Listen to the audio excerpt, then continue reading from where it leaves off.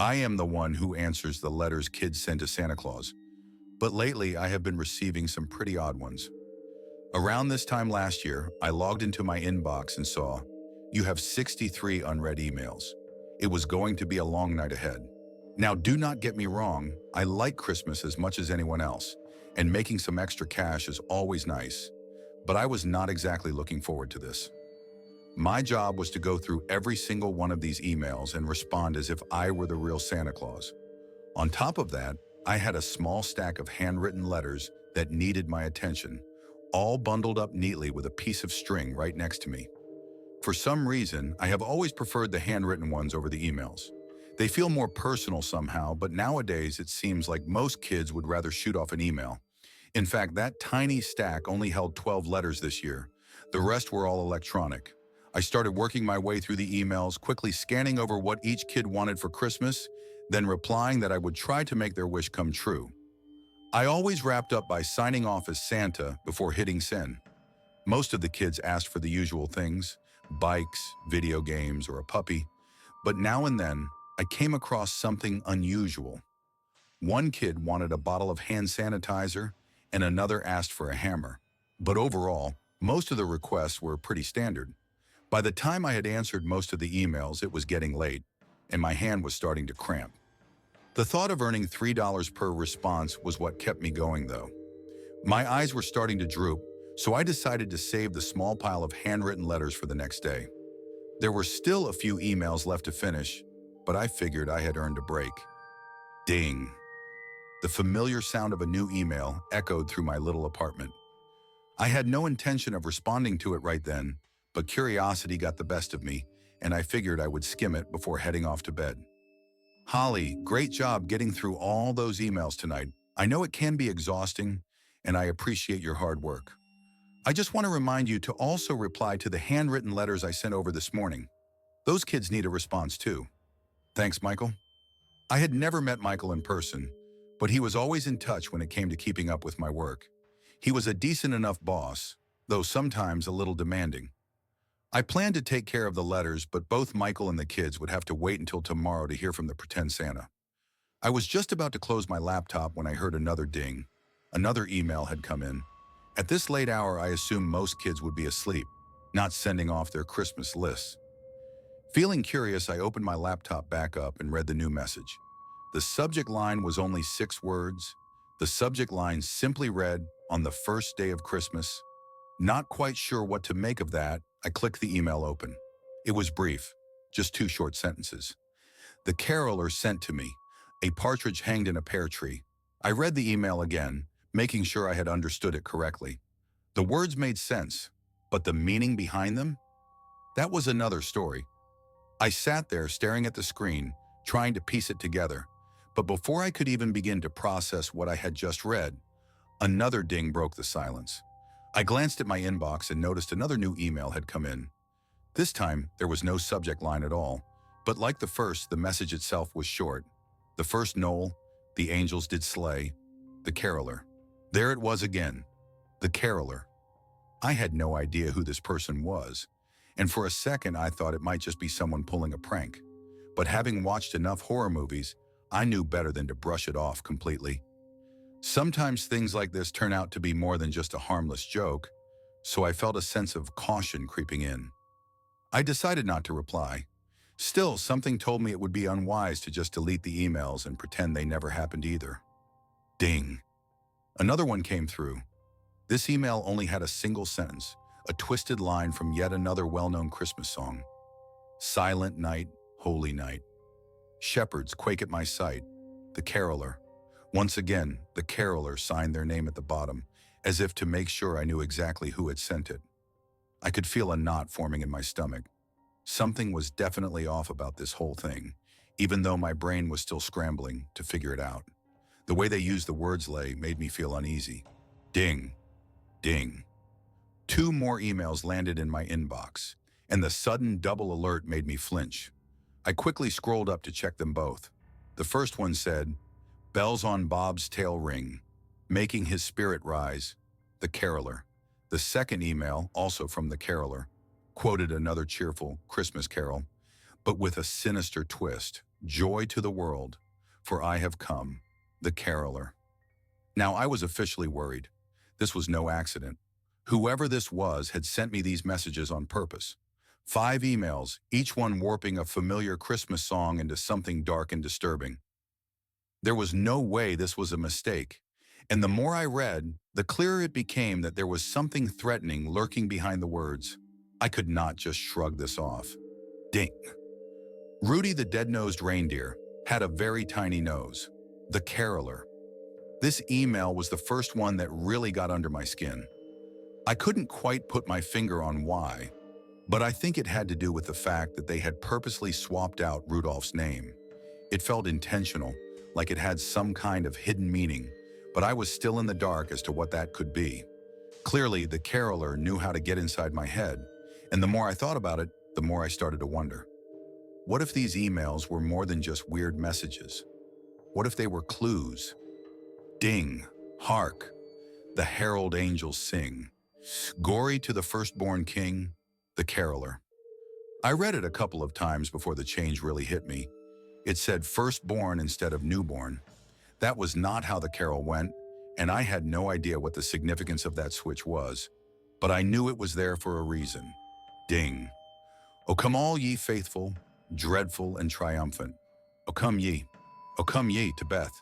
The caroler? Another twist, this time with a name thrown in. It was becoming more and more obvious that this was all on purpose. There was no way someone was making this many mistakes by accident. These lyrics had been deliberately altered, and I was certain they were supposed to be clues to something bigger. But what? I glanced around my small apartment. The only light came from the soft glow of my laptop screen, casting faint shadows across the room. Suddenly, the darkness felt heavy, uncomfortable. I needed to turn on the main light, just to feel like I had control over the space, to see every corner, every shadow, just in case. I stood up from my chair, but before I could even reach the light switch, another ding echoed through the room. I resisted the urge to check the new message until the light was on. Slowly, I made my way toward the switch, scanning the dark corners as I went, half expecting to see something, or someone. I reached the light switch and flicked it on. The room flooded with light, revealing nothing more than my wardrobe, my desk, and my bed. No one else was there. I took a deep breath and walked back to my laptop, but before I even got there, 2 more dings sounded, one after the other. Now there were 3 unread emails waiting for me. I already knew who had sent them, even before I looked. The first one said, "He sees Hugh when he's sleeping. He knows when he's awake." The caroler. I took a moment to process what I had just read before opening the second email. "Bad tidings I bring, to you and your Finn." The caroler. The third email was the longest one yet, and it read, "And carol out in the snow. There'll be scary ghost stories and tales of the gory Christmases long, long ago." The caroler. 3 more emails. 3 more names mentioned. I sat there staring at my laptop, waiting, expecting another email, another ding, but it seemed like the flood had stopped. Minutes passed and nothing new came through. For the first time that night, my inbox was still. Even though my apartment was now fully lit, a shiver crept down my spine. I was struggling to wrap my head around what had just happened, and I had no idea what any of it really meant. All I knew for sure was that I wanted no part in whatever this was. The silence pressed in around me. I strained my ears, listening for any noise, any sign of movement outside my door. I could hear the faint hum of cars passing by on the street below, but aside from that, it was a still, quiet night. The caroler. I had never heard of anyone or anything by that name before. Who were they? And more importantly, why were they contacting me? Why all the eerie, cryptic emails? Suddenly it hit me, the letters. The handwritten letters for Santa I had left untouched. For some reason, they popped into my mind. And once that thought took hold, I couldn't shake the nagging feeling that those letters were somehow tied to what was happening. I glanced over at the small stack of envelopes sitting beside me. Reaching out, I grabbed the top letter from the pile and tore it open. Inside was a single sheet of paper, small and neatly folded. The handwriting was precise, almost delicate. "Dear Santa, For Christmas, I want to be a partridge in a pear tree. From Georgia Partridge. My stomach dropped. This was not a coincidence.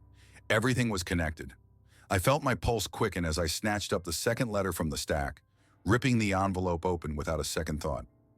I unfolded the paper inside, my hands shaking slightly as I read the note. The same careful handwriting stared back at me. Dear Santa, all I want is to be found in the fields as I lay. From Noel Dover. I froze. That name, it rang a bell. I had definitely heard the name Noel Dover before, but for the life of me, I couldn't remember where. It was like the memory was just out of reach. Pushing that thought aside for the moment, I hurriedly grabbed the next envelope on the pile, tearing it open and yanking out the letter inside. The same neat handwriting greeted me once more, and now it felt like it was mocking me. Dear Santa, for Christmas, I want to sleep in heavenly peace. From Henry Shepard. That name hit me like a ton of bricks. Suddenly, I remembered why Noel Dover had sounded so familiar. I hurried back to my laptop and typed his name into the search bar. Sure enough, I was right. The memory came rushing back. Search enters day 12 for missing camper. Noel Dover has been missing for nearly 2 weeks. Authorities and volunteers have been searching non-stop since his disappearance was first reported. Investigators found signs of foul play at his campsite, but no suspects have been named in connection to his disappearance. I stopped reading there. The rest of the article didn't matter. I already knew how it ended. I remembered hearing about it a few years back. No one had ever been charged or even accused in connection to his case, and as far as I knew, Noel Dover had never been found. My mind started racing. Why had I gotten a letter mentioning his name? Why was this tied to a real-life tragedy? Of course, my immediate thought was that whoever sent these letters had something to do with his disappearance, but the sheer horror of that idea made me push it out of my head as fast as I could. Sure, it made sense in a twisted way, but I wasn't ready to face the implications. Not yet. Still, I couldn't help myself. I needed to see if the other names in these letters led to the same dark conclusions: Georgia Partridge and Henry Shepard. I opened a new tab and searched for their names, hoping that it was all some eerie coincidence. But what I found only made my stomach churn. Georgia Partridge, body found hanging from a pear tree, ruled as a suicide. Henry Shepard, found dead at home with a large hole drilled into his forehead. A pattern was starting to emerge, and I could see what the caroler had been trying to show me all along. The names in these letters weren't just random. They were all connected to people who had died in horrifying ways. And now, somehow, I was pulled into it. I glanced around my small apartment, suddenly paranoid. Everything looked the same, just the usual mess of furniture and clutter. But it didn't feel the same. A cold unease settled over me, making me question if I really was alone. Turning back to my laptop, I saw the shrinking pile of letters waiting beside me. I didn't want to open them, but I had to. I needed to know what other names were hiding inside those envelopes and why they were being sent to me. I was terrified, but curiosity gnawed at me just as hard. There was something bigger at play here, and I wasn't going to stop until I figured out what it was. Dear Santa, I want to sing a sleighing song tonight. From Robert Colling. Another clue, and this one lined up directly with the email I had received earlier. Bells on Bob's tail ring, making his spirit rise. The connection hit me immediately. There was no doubt that if I searched Robert's name, I'd find another grim story waiting for me. But something in me wasn't ready to dig into Robert's fate just yet. So I set that letter aside and moved on to the next one. Dear Santa, I want to hear the angels' voices ring. From Joy Gold. I read it once before tossing it onto the growing pile and reaching for the next envelope. Dear Santa, I want to meet Slasher and Dancer and Prancer and Vixen. From Rudy Lang. The same neat handwriting as all the others stared back at me, and a sickening realization began to creep in. I turned back to my laptop, scanning through the emails in my inbox, cross-referencing them with the letters. Each name in the emails matched the name on a letter. They were coming in the same order too. Whoever the caroler was, they were leading me through these clues step by step. I knew I shouldn't, but curiosity gnawed at me again. I searched for what had happened to Robert, Joy, and Rudy. The results came faster than I would have liked. Robert Colling, disappeared from his home on Christmas Eve 4 years ago. Neighbors reported hearing bells around midnight, but no one saw anyone near the house. Joy Gold, strangled to death in her own home. Investigators found a piece of tinsel near her body. Rudy Lang, missing for 11 years. His body was never found, but his nose had been cut off and left on his mantle next to some Christmas cards. I should have called the police. I should have called someone, anyone. But that morbid curiosity kept pulling me deeper. I needed to know more. Just then, I heard a slight creak behind me. My heart jumped into my throat as I spun around in my chair. My eyes darted across the room, scanning for anything out of place. Nothing. Just the familiar shadows of my apartment, the quiet hum of my own frantic breathing, and the pounding of my heart in my ears. I adjusted my chair, angling it so I could keep an eye on the door while still reaching for the letters. I didn't think anyone was coming, but I wasn't taking any chances. I needed to see the door just in case. Once I felt secure enough, I grabbed the next letter. Dear Santa, I want to join the triumph of the skies. From Jacob King. It took a bit longer to find information on Jacob, but I eventually did. Not in a news article, but on a social media post. It looked like something his mom had posted. It read, "The social media post from Jacob King's mother stayed with me.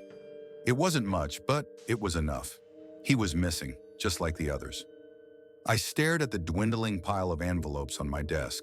5 left, 5 more names, 5 more stories of death or disappearance. My stomach churned, but I knew I had to see this through. Despite my growing dread, I opened the next 4 letters, one after another. Each one twisted Christmas further into something sinister. Dear Santa, I want to sing with a choir of angels. Sing in execution. From Beth Maid. Dear Santa, do you know if I've been bad or good? 'Cause I've been bad for goodness sake. From Hugh Dancer. Dear Santa, I wish you a Merry Christ massacre. From Finn Lord. Dear Santa, can you make it the most sinful time of the year? From Carol Piping. I felt a tightening in my chest as I read each letter. The words were getting more disturbing, more violent. And the names, Beth, Hugh, Finn, Carol. I had no doubt that these people had suffered the same dark fates as the others. But now I was down to the last letter. 11 emails, 12 letters. This one was the final piece, the culmination of whatever this sick game was. I tried to tell myself that maybe, just maybe, this last one would be different, that it would break the pattern, that it would be a normal letter to Santa from some innocent child, full of Christmas wishes and joy. But I knew better. The caroler wasn't done with me yet. I turned my chair back around, facing away from the door, and picked up the final envelope. My hands trembled as I tore it open. The familiar, neat handwriting stared back at me, mocking me. The words were twisted, just like before. I knew I didn't want to read it, but I had to. I had to finish this. I read it aloud, my voice shaky and quiet. Dear Santa, deck the halls with boughs of holly. The caroler. A cold sweat broke out on the back of my neck. I had expected something dark, but those words, they were worse than anything I could have imagined. The twist, the violence hidden behind a festive facade. It was almost as if I could hear the sick glee behind those lyrics. And then, before I could process it further, I heard a voice. It was right behind me, so close I could feel the breath on my neck. Fa-la-la-la-la, ha-ha-ha-ha. I froze. The air turned icy. My mind screamed at me to run, but my body refused to move. The voice was unmistakable. It was the caroler. He was here. With all my strength, I forced myself to spin the chair around. But when I did, the room was empty. No one stood behind me. There was nothing there. Nothing visible, at least. My heart pounded so hard I thought it might burst. I stared at the door, the windows, the shadows in every corner. Was I alone? Or was the caroler still here, watching, waiting? I didn't know. All I knew was that the nightmare had become real, and there was no escaping it now. The caroler had come for me,